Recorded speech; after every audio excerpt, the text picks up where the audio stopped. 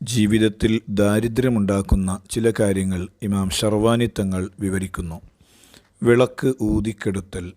ശരീരത്തിലുള്ള വസ്ത്രം തുന്നൽ, രാത്രി വീടടിച്ചു വാരൽ, അമിതമായ ഉറക്കം, ഒന്നുകൊണ്ടും മറയില്ലാതെ നഗ്നനായി കിടക്കൽ,